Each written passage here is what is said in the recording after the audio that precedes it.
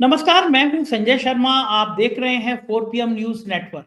मुंबई में चुनाव कवर कर रहा हूं और मुंबई में राजनीति के नए नए रंग देखने को मिल रहे हैं। अजीत पवार ने एक इंटरव्यू में सनसनी फैला दी और उन्होंने कहा कि जब महाराष्ट्र की सरकार गिन रही थी, बन रही थी, उसमें अडानी शामिल थे। यानी महाराष्ट्र की सरकार गिराने में, नई सरकार बनाने में अडानी की भूमिका थी।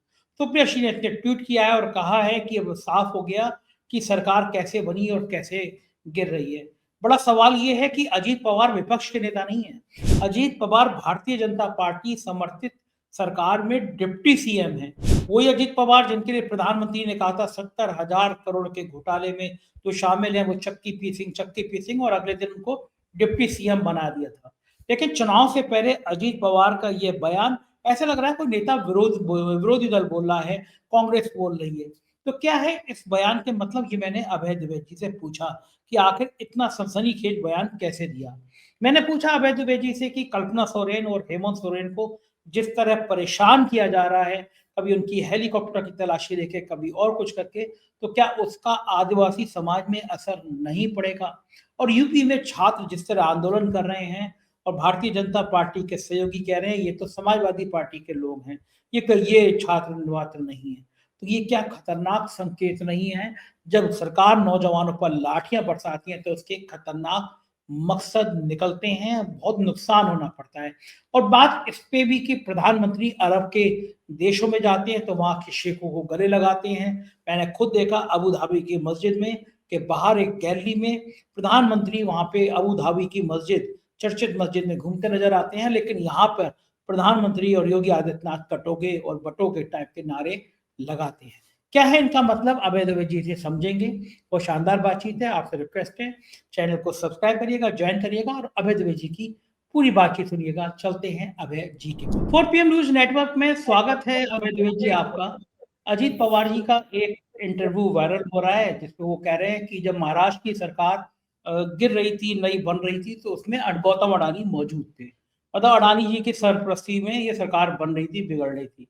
अब ये तो सबसे बड़ा हमला है। कांग्रेस कहती रहती है कि गौतम अडानी जो हैं वो मोदी जी के सबसे अच्छे दोस्त हैं, वो मोदी जी के सब सपोर्टर हैं, मोदी जी उनको मदद पहुंचा रहे हैं। और अब अजीत पवार जो भारतीय जनता पार्टी सरकार के, महायुति सरकार के डिप्टी सीएम है, वो तो खुलेआम ऐलान कर रहे हैं कि सरकार जब बन रही थी, गिर रही थी, तो गौतम अडानी शामिल थे। तो अब क्या माना जाए कि अजीत पवार ने तय कर दिया कि क्यों अभी से वो आ गए हैं महाविकास अघाड़ी में। मोदी पर इतना तीखा हमला, क्या अब अजीत पवार के मन में ईडी का डर खत्म हो गया है?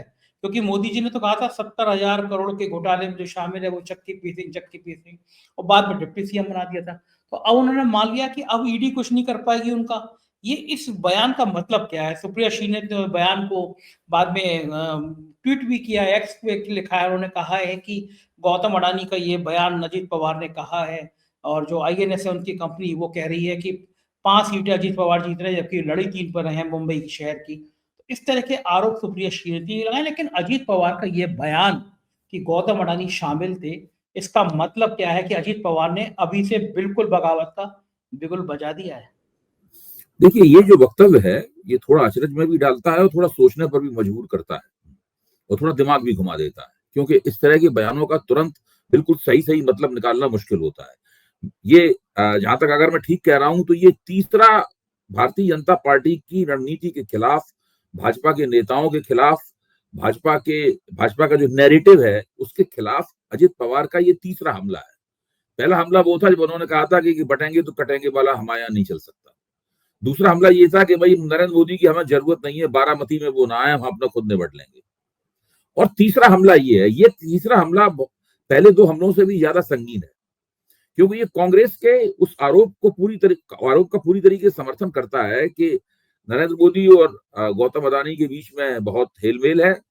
दोनों, और एक तरह से गौतम अडानी की जो प्रगति है वो नरेंद्र मोदी उसके जिम्मेदार हैं उस प्रगति के। और दूसरी बात यह है कि इससे ये भी तय होता है कि कांग्रेस की जो भारतीय जनता पार्टी की जो के ऑपरेशन कमल जो होते हैं, मतलब यानी विपक्ष की सरकारों को गिराने की जो कार्रवाइयां होती हैं, अजित पवार के मुताबिक गौतम अडानी भी उन कार्रवाइयों और रणनीति जब बनाई जाती है तो उसके अंदर शामिल होते हैं। क्या सही है क्या गलत है, इस पे हम कुछ नहीं कह सकते, हम तो केवल वक्तव्यों के बारे में बात कर सकते हैं। मुझे लगता है कि ये चीज बताती है कि महायुति में तीनों पार्टनरों के बीच का जो संतुलन है जो आपसी विश्वास है वो पूरी तरीके से गड़बड़ा गया है। इस वक्त पूरा महायुति जो है वो सत्ता की लड़ाई के तनाव में फंस गया है। अगर आप इसके मुकाबले महाविकास अघाड़ी को देखें तो वहां पे इस तरह की स्थिति आपको नहीं मिलेगी। वहां कोई पार्टनर दूसरे को अंडरकट नहीं कर रहा है। यहाँ तो बिल्कुल स्पष्ट रूप से अजीत पवार ने मोर्चा संभाल लिया है। और ये मोर्चा जो अमित शाह ने जो बयान दिया था कि अभी एकनाथ शिंदे मुख्यमंत्री हैं, लेकिन मैं नहीं कह सकता कि जब चुनाव हो जाएगा उसके बाद हम बैठ के तय करेंगे कौन मुख्यमंत्री होगा। तो वो अपने लिए भारतीय जनता पार्टी के लिए रास्ता मान लीजिए वो साफ कर रहे हैं। तो अजित पवार देखा जाए तो महायुति के दूसरे पार्टनर हैं उनके लिए रास्ता साफ कर रहे हैं और वो अपने लिए ओपनिंग तलाश रहे हैं कि चुनाव के बाद अगर उन्हें पाला बदलना होगा तो उसके लिए ओपनिंग क्या होगी। अभी से उस ओपनिंग को बना रहे हैं। पहली नजर में तो यही लगता है। हाँ, बिल्कुल ठीक है, लेकिन एक बड़ा सवाल ये खड़ा होता है कि उधर गौतम अडानी के शरद पवार से भी बड़े करीबी रिश्ते हैं। सब जानते हैं कि सबसे ज्यादा करीबी शरद पवार से हैं। तो बिल्कुल, ये शरद पवार और गौतम अडानी की जो बैठक हुई थी वो आज तक रहस्य है। जिस वक्त हिंडनबर्ग रिपोर्ट में गौतम अडानी के शेयर नीचे जा रहे थे बुरी तरीके से और पूरे देश में हंगामा मचा हुआ था, भारतीय जनता पार्टी चुप्पी लगाई हुई थी और सदन में कोई गौतम अडानी का नाम भी बोल देता था तो भाजपा के सांसद खड़े हो जाते थे जैसे कि कोई ईश निंदा कर दी गई हो। तो उस स्थिति में शरद पवार और गौतम अडानी की एक मीटिंग हुई थी। ये मीटिंग काफी चली, शायद 1.5-2 घंटे चली थी। उस मीटिंग में क्या बातचीत हुई आज तक तय नहीं है। और उस मीटिंग के बाद में शरद पवार ने एक वक्तव्य दिया था, बाद में दिया था पहले दिया था, अभी मैं याद कर रहा हूँ। मुझे लगता है उस मीटिंग के इर्द गिर्द एक वक्तव्य शरद पवार का आया था जिसमें उन्होंने हिंडनबर्ग रिपोर्ट के जो आरोप थे उनको खारिज कर दिया था। तो विपक्ष में शरद पवार गौतम अडानी के सबसे नजदीकी बचावकर्ता के रूप में सामने आए थे उस वक्त। इसलिए आपका कहना ठीक है कि विपक्ष में अगर किसी नेता के साथ गौतम अडानी की सबसे ज्यादा दोस्ती है तो वो शरद पवार है। और अभी हम लोगों ने ये भी देखा कि तेलंगाना के मुख्यमंत्री रेवंत रेड्डी हैं, उन्होंने भी कहा कि गौतम अडानी का निवेश लेने में कोई दिक्कत नहीं होनी चाहिए और इस मामले में उन्होंने जो राहुल गांधी की बातें थी उन बातों से अलग हटके उन्होंने एक रवैया अपनाया है रेवंत रेड्डी ने। तो अगर गौतम अडानी किसी कांग्रेस शासित राज्य में निवेश करने जाते हैं, वहां कोई प्रोजेक्ट वगैरह ले जाते हैं, तो मुझे लगता है कि जिस तरह अशोक गहलोत ने उनका स्वागत किया था, जिस तरह कमलनाथ ने उनका स्वागत किया था, उस तरीके से कांग्रेस शासित दूसरे राज्यों में भी गौतम अडानी का स्वागत होने वाला है। तो देखिए, अगर कोई इतना बड़ा पूंजीपति है तो वो तो कई नावों में सवार होगा, उसके अंडे सभी टोकरियों में रखे होंगे। लेकिन ये भी बात सही है कि हम लोग तो इस बात को जानते ही हैं और सारे अर्थशास्त्री भी कह रहे हैं कि इस देश में सबसे ज्यादा अगर किसी पूंजीपति को मोदी सरकार से लाभ हुआ है तो वो गौतम अडानी को हुआ। हाँ, ये तो कोई छुपी बात है नहीं, क्योंकि मोदी जी की सबसे ज्यादा कृपा बरसी है तो वो गौतम अडानी की बरसी है। लेकिन मुझे आज सुप्रीम कोर्ट से कहा भी है कि महाराष्ट्र की बहुत कीमती जमीनें भी गौतम अडानी को दे दी गई। यानी चाहे अजीत पवार हो या शरद पवार हो, दोनों के केंद्र में गौतम अडानी। और रेवंत रेड्डी ने जब मुंबई में प्रेस कॉन्फ्रेंस की तो उनसे पूछा गया कि आपने अडानी से तो उन्होंने उसका जवाब दूसरी तरह से निकाला कि मोदी जी अडानी को देते हैं और हम अडानी से लेते हैं। तो इस करके भी उन्होंने एक नए सिरे से एक बात को पैदा किया। लेकिन हाँ, ये बात है कि महाराष्ट्र के चुनाव में राहुल गांधी लगातार हमला करते हैं और तीखा हमला करते हैं अडानी पर, इसमें भी कोई दो राय नहीं। मेरे ख्याल से देश में कोई नेता ऐसा है जो लगातार तीखा हमला कर रहा है तो वो राहुल गांधी। हम लोग चलते हैं जरा झारखंड में। झारखंड में कल्पना सोरेन हो चाहे हेमंत सोरेन हो, उनके हेलीकॉप्टर को रोके जाना, लगातार ईडी के छापे उनके यहाँ पड़ना, यानी झारखंड में भारतीय जनता पार्टी प्रेशर में आ गई। एक तरह हेमंत सोरेन के चुनाव से ठीक पहले हेमंत सोरेन, उनके निजी सचिव कल्पना सोरेन, सबको परेशान किया जा रहा है। चुनाव आयोग से तो हम उम्मीद कर नहीं सकते, उसकी आंखें तो बंद हैं। वो तो गांधी जी के 3 बंदरों की तरह, उसे कुछ दिखाई नहीं पड़ रहा, उसे कुछ सुनाई नहीं पड़ रहा, वो बोल नहीं सकता। लेकिन क्या इस तरह एक आदिवासी नेता को परेशान करना, पहला चरण आज है चुनाव का, क्या लग रहा है झारखंड से क्या संकेत, क्या संदेश आपके पास? देखिए, कल झारखंड में जिस इलाके में चुनाव है वो झारखंड का आदिवासी इलाका है। तकरीबन कल आधा चुनाव झारखंड का खत्म हो जाएगा। झारखंड की 26% से ज्यादा आबादी जो है वो आदिवासी आबादी है। और इस इलाके में भाजपा लगातार पिछले 2 चुनावों में पिट चुकी है। विधानसभा चुनाव में भी झारखंड मुक्ति मोर्चे और कांग्रेस और राष्ट्रीय जनता दल ने मिलकर बहुत अच्छा प्रदर्शन किया था इस इलाके में और भाजपा की गोद पूरी तरह से पिट गई थी। उसके बाद में लोकसभा चुनाव में भी जो 5 रिजर्व सीटें हैं शेड्यूल ट्राइब की, वो भी झारखंड मुक्ति मोर्चे ने जीत ली थी, इंडिया गठबंधन ने जीत ली थी। तो यहाँ इस इलाके में इंडिया गठबंधन बहुत मजबूत है और इंडिया गठबंधन के लिए भी चुनौती है कि इस इलाके में वो ज्यादा से ज्यादा फायदा उठाए, यानी ज्यादा सीटें जीते, क्योंकि वो जब दूसरा मतदान का दूसरा दौर होगा उस इलाके में भारतीय जनता पार्टी का समर्थन ज्यादा है, वहां भारतीय जनता पार्टी फायदा उठाने की स्थिति में होगी। तो इन्हें भाजपा को कम से कम सीटें जीतने देनी है और ज्यादा से ज्यादा सीटें जीतनी है। अब जैसे वहां की कोलन बेल्ट है, कोलन बेल्ट में 14 सीटें हैं, 14 सीटों में पिछली बार इन लोगों ने सब जीत लिया था, भाजपा एक भी सीट नहीं जीत पाई थी। और पारंपरिक दृष्टि से भी भाजपा वहां नहीं जीत पाती। भाजपा आदिवासी बेल्ट में कुछ वोट छीनने के लिए, कुछ सीटें छीनने के लिए जो कोशिश कर रही है, उस कोशिश के पीछे उसका एक नैरेटिव है कि यहाँ घुसपैठी आ रहे हैं और वो घुसपैठिए आदिवासी लड़कियों, घुसपैठिए जाहिर है कि मुसलमान घुसपैठियों का मतलब है वो आदिवासी लड़कियों से शादी करते हैं ताकि उनकी जमीन हड़प लें, ये बात कही जा रही है। और इसका बहुत बड़े पैमाने पर आदिवासियों के बीच में इस बात को लेकर नाराजगी है। आदिवासी लोग कहते हैं इसका वजह तो हमारी लड़कियों को बेवकूफ कहा जा रहा है, हमारी लड़कियों को कमजोर बताया जा रहा है। और चंपई सोरेन ने भी ये बात कहनी शुरू कर दी है। तो इस पर जो आदिवासी एक्टिविस्ट उनका कहना है चंपई सोरेन लगातार झारखंड मुक्ति मोर्चे में रहे, लगातार सरकार में मंत्री रहे, उसके बाद मुख्यमंत्री बने, उन्होंने एक भी बार घुसपैठियों के खिलाफ कोई वक्तव्य नहीं दिया। अब दिल्ली से एक चश्मा खास तौर से बन के आया है जो जिसको लगा के चंपई सोरेन को घुसपैठिए दिखाई देने लगे। मतलब इस प्रकार की वहां पर टीका टिप्पणी की जा रही है। लेकिन हमें यह भी देखना होगा कि भारतीय जनता पार्टी के पास कई आदिवासी चेहरे हैं। बाबूलाल मरांडी उनके अध्यक्ष हैं, जो बड़े आदिवासी चेहरे हैं। फिर अर्जुन मुंडा है, अर्जुन मुंडा के परिवार के लोगों को भी टिकट मिला है। फिर आपके सीता सोरेन हैं, सीता सोरेन भी सीता सोरेन लोकसभा का चुनाव तो हार गई थी, अब वो फिर विधानसभा का चुनाव लड़ रही है। यहाँ तक कि मधु कोड़ा की पत्नी को भी भाजपा चुनाव लड़ा रही है।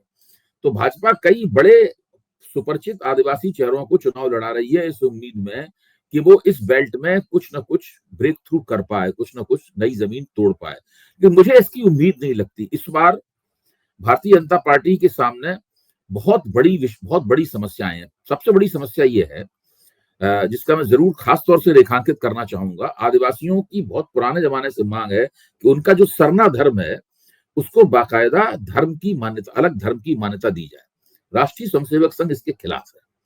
राष्ट्रीय स्वयंसेवक कहता है कि ये तो हिंदू धर्म के हिस्से हैं, सनातन धर्म के हिस्से हैं, इनको अलग धर्म की मान्यता नहीं दी जानी चाहिए। भारतीय जनता पार्टी भी इसके खिलाफ रही है। जब हेमंत सोरेन ने विधानसभा में ये प्रस्ताव पास किया कि सरना धर्म को अलग धर्म की मान्यता दी जाए, तो भारतीय जनता पार्टी इसको समर्थन नहीं किया। लेकिन बाद में भाजपा की समझ में आया कि भाई ये मामला गड़बड़ है, आदिवासी वोट बिल्कुल चले जाएंगे, तो भाजपा संघ के विरोध के बावजूद भी सरना धर्म को अलग धर्म की मान्यता दी जाए, अब इसका समर्थन करने लगी है भारतीय जनता पार्टी। लेकिन आदिवासियों में ये बात बैठ चुकी है कि भारतीय जनता पार्टी सरना धर्म के खिलाफ है। तो ये अभी और चुनाव के बीच में ही सरना धर्म का एक अंतरराष्ट्रीय कॉन्फ्रेंस होने जा रही है वहां पे। तो ये बात जो है बहुत जबरदस्त है और इससे आदिवासी लोग इस बात से नाराज हैं। पिछली बार भाजपा की सरकार थी, रघुवर दास मुख्यमंत्री थे, तो उन्होंने एक लैंड बैंक बनाकर जो टेनेंसी एक्ट है उसके साथ छेड़छाड़ करने की कोशिश की थी। तो आदिवासी इस बात से भी बहुत नाराज हैं कि हमारे पास जमीनी होती है, वो जमीनी अगर अब तो छिन जाएगी तो हमारे पास बचेगा क्या, हमारी अस्मिता भी समाप्त हो जाएगी, हमारा जो हमारी आर्थिक रीढ़ है वो भी पूरी तरीके से टूट जाएगी। तो इस प्रकार देखा जाए तो भारतीय जनता पार्टी वहां पर कई समस्याओं का सामना कर रही है, जो उसकी विचारधारा से उपजी समस्याएं हैं। और उन्होंने जिस तरह आदिवासी प्रश्न को संबोधित किया है जब वो सरकार में थे, तब से उपजी हुई समस्याएं हैं। इस लिहाज से भाजपा काफी मुश्किलों का सामना कर रही है। मेरे ख्याल से कल का दिन भाजपा के लिए काफी मुश्किल दिन होगा।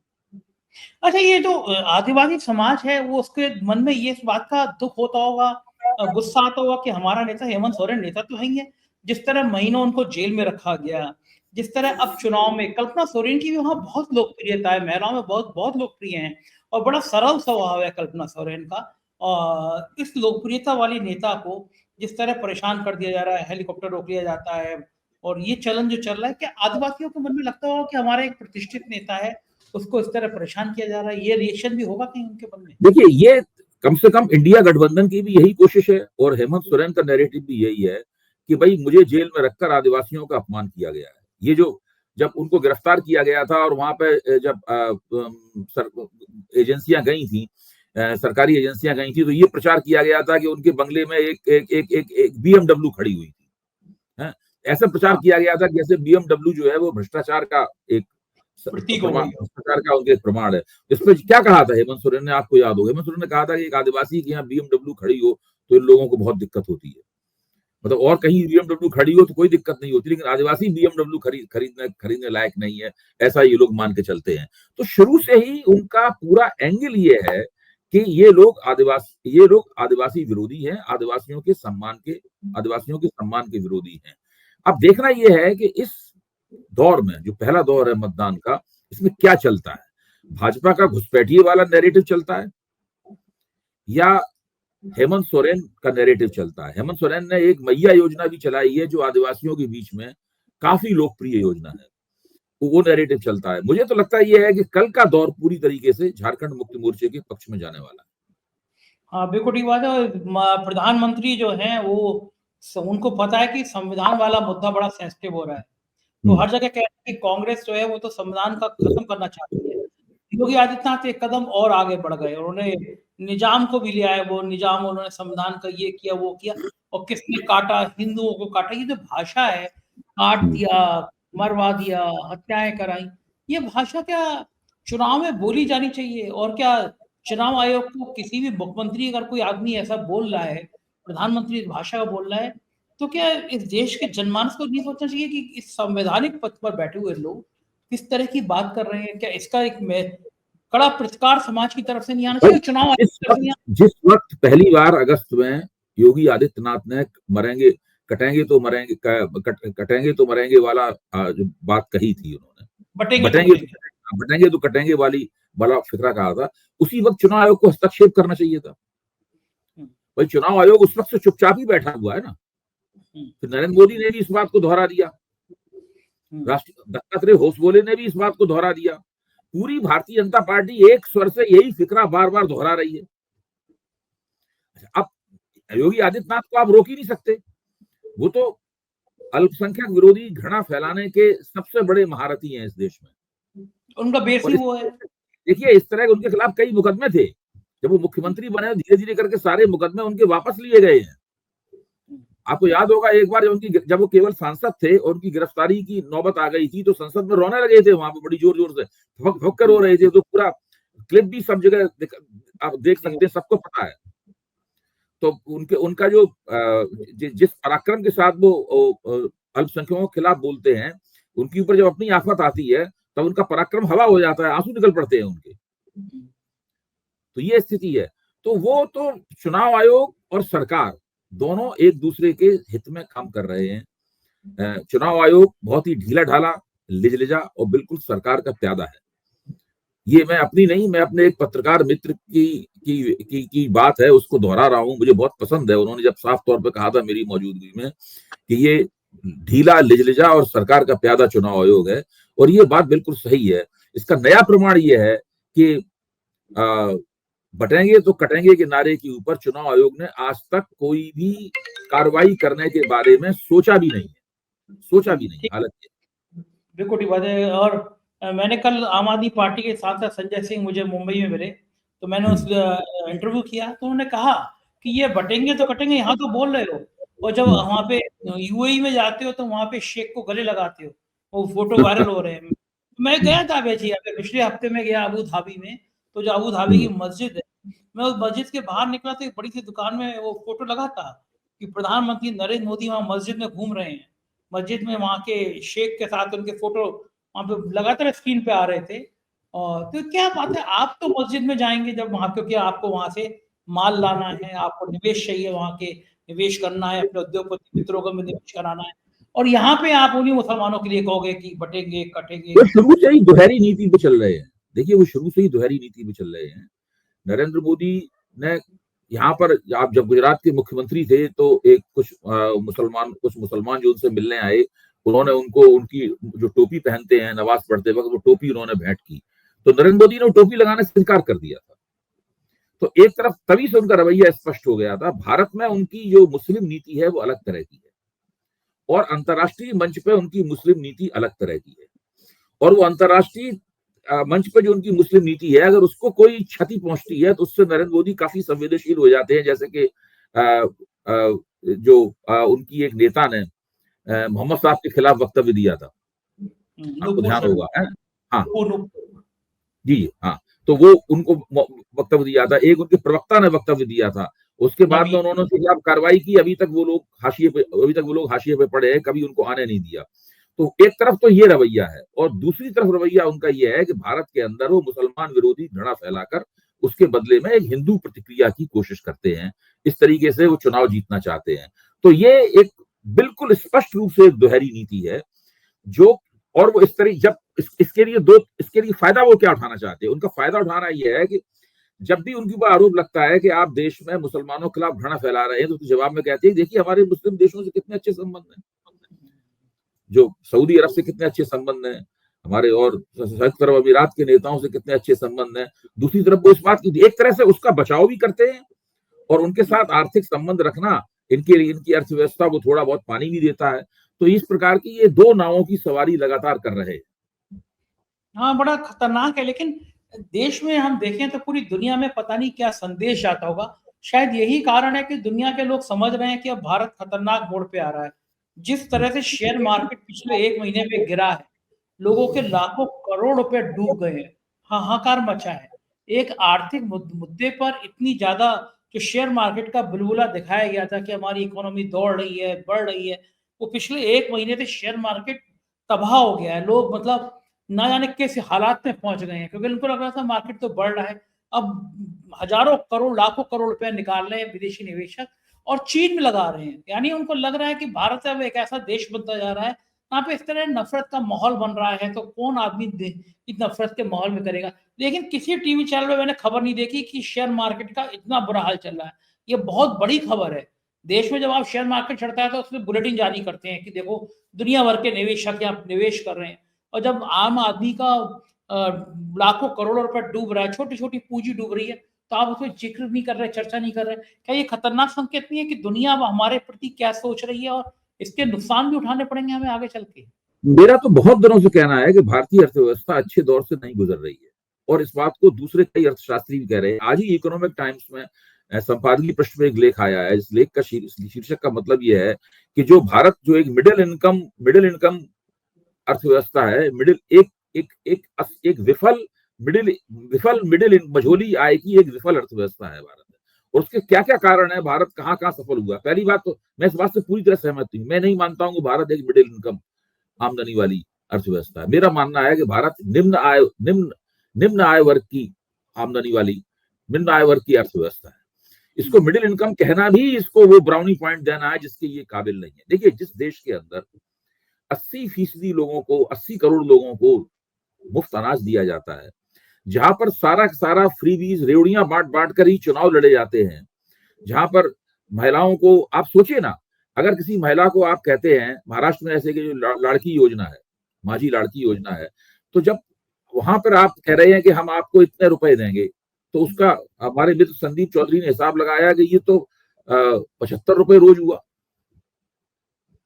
तो आप 75 रुपए रोज देकर किसी महिला की आर्थिक स्थिति सुधारना चाहते हैं, इसका मतलब वो महिला को 75 रुपए रोज के दक्षिणा की जरूरत, दान दक्षिणा की जरूरत है। तो ये स्थिति है जिस देश में आम लोगों की ये स्थिति हो कि वो छोटी छोटी रकमों के लिए आपके लाभार्थी बन जाएं, और आप उनसे उम्मीद करें कि इसके बदले में आपको वोट देंगे। ये इस बात का सबूत है कि भारतीय अर्थव्यवस्था की स्थिति बहुत ही खराब है। जो तमाम अर्थशास्त्री हैं उसमें कुछ अपवादों को छोड़कर बाकी सब सरकारी नैरेटिव को ही आगे बढ़ाते हैं। जितने भी आर्थिक चैनल हैं वो कुछ अपवादों को छोड़कर केवल सरकारी नैरेटिव को ही आगे बढ़ाते हैं। जो पिंक पेपर हैं, पिंक पेपरों में भी यदा कदा ही इस तरह का लेख छपता है जिस तरह का मैंने आपको जिक्र किया। तो भारतीय अर्थव्यवस्था की स्थिति बहुत खराब है। जो कुछ भी, जितने भी इनके दावे हैं, अच्छा, होता क्या है कि अर्थव्यवस्था की स्थिति खराब है, अच्छी कैसी हो, स्टॉक मार्केट का वजूद उसके बावजूद अलग तरीके से काम करता है। स्टॉक मार्केट में जो विदेशी निवेशक हैं, जिनको एफआईज बोलते हैं, वो आते हैं, वो अपना निवेश करते हैं। लेकिन जब उन्हें लगता है कि भारतीय अर्थव्यवस्था में कोई भी बड़ा उछाल नहीं आने वाला है, तो ये भी हो सकता है कि यहाँ से वो पैसा निकालकर दूसरी अर्थव्यवस्थाओं की तरफ ले जाएं, जिसकी तरफ अभी आपने इशारा किया है। भाई, निफ्टी में 8% की गिरावट आई है, और निफ्टी के बारे में मुहावरा ये था कि सब चीजें सबको ऊपर जाना है, एक दिन सबको ऊपर जाना है, निफ्टी को भी ऊपर ही जाना है। हाँ, ये बिल्कुल कहा जा रहा था। ये भारत की ना, निफ्टी हाँ, हाँ, पड़ रही थी सबको लगातार। ऊपर जाना है, निफ्टी को भी ऊपर जाना है। उस निफ्टी में भी इतनी बड़ी गिरावट हो गई, तो ये एक बहुत बड़ा खतरनाक संकेत है। हाँ, ठीक बात है। और जब आप माहौल ऐसा रखोगे ना पूरे देश में, बेरोजगारों की फौज बढ़ती चली जा रही है। प्रयागराज में देखिए आप, लगातार दूसरे दिन हजारों सड़क पे छात्र हैं। तो क्या कह रहे हैं कि भैया परीक्षाएं जो है ना, वो उनका जो शेड्यूल है वो ठीक कर लो, लेकिन उन पर लाठियां बरसाई जा रही हैं। ओपी राजभर जो नए नए भाजपाई हुए हैं पिछले कुछ सालों में, वो कह रहे हैं ये जो लड़के उपद्रव कर रहे हैं, ये तो समाजवादी पार्टी के सफाई है ये। देखिए, आप ये लोग आग से खेल रहे हैं। संजय जी, मैं बता रहा हूं, ये लोग आग से खेल रहे हैं। जो व्यक्ति पीसीएस बनना चाहता है उत्तर प्रदेश में, जो लड़का पीसीएस बनना चाहता है, वो झुग्गी झोपड़ी में रहने वाला नहीं है। उसका परिवार जो है वो वन रूम सेट में नहीं रहता है। वो एक खुशहाल मध्यवर्गीय परिवार का हिस्सा है। हाँ, तभी अधिकतर उसकी लोग हैं। महत्वाकांक्षा है कि वो पीसीएस बनना चाहता है। पीसीएस अब बनने की बड़ी तैयारी कोई आसान नहीं होती है। जब आसान आप देश के खाते पीते लोगों में के अंदर बेरोजगारी इतनी ज्यादा है, आप सोचिए, तो वहां पे क्या स्थिति होने वाली है। ये ठीक वो बात। ये वो हिस्से हैं देश के जिनके लड़के इंजीनियर बनना चाहते हैं, डॉक्टर बनना चाहते हैं, आईएएस बनना चाहते हैं, आईएफएस बनना चाहते हैं, पीसीएस बनना चाहते हैं। अगर वो लोग बेरोजगारी के दंश से पीड़ित हैं, तो आप समझ लीजिए कि ये बेरोजगारी कितनी भयानक स्थिति में पहुंच रही है। इसका संचित प्रभाव अगले लोकसभा चुनाव पर पड़ने वाला है, मेरी गारंटी है इस बात की। और जितना ये लोग इसको नजरअंदाज करेंगे और हेडलाइन मैनेजमेंट के जरिए, नैरेटिव मैनेजमेंट के जरिए वो बेरोजगारी के मसले को पृष्ठभूमि में धकेलने की कोशिश करेंगे, उतना ही भाजपा अपना नुकसान अपने हाथ से करेगी। आप जब तक कहते रहेंगे कि बेरोजगारी कोई मसला नहीं है, तभी बेरोजगारी अपना चेहरा, अपना फन उठाएगी। कब उठाएगी? भाजपा से कब बदला लेगी? जब लोकसभा चुनाव आएगा। ठीक बात है। आदमी को अभी आप राज्य की राजनीति में बहुत सारे कोण होते हैं, उनके जरिए आप उससे बच के निकल जाएं। राज्यों की राजनीति आपको एक पतली गली मुहैया कराती है, इससे आप असली चीज से बच के निकल जाएं, लेकिन वो बात खत्म नहीं होती है। अंदर ही अंदर ये एंटी इनकम्बेंसी पनपती रहती है, और फिर वो अपना हमला जो पिछले लोकसभा चुनाव में किया था, वो इस बार 2029 में उससे भी बड़ा ज्यादा बेरोजगारी का इम्पैक्ट उससे भी ज्यादा होगा। देखो ठीक है, यही हालात लग भी रहे हैं और हम निगाह बनाए रखेंगे। बहुत बहुत शुक्रिया अभय जी, आपने तक कीमती समय दिया। Thank you. ये थी अभय दुबे जी की बातचीत। मुझे यकीन है कि हर बार की तरह आपको पसंद आई होगी। अपना प्यार, अपना सहयोग बनाए रखिएगा। शुक्रिया। Thank you.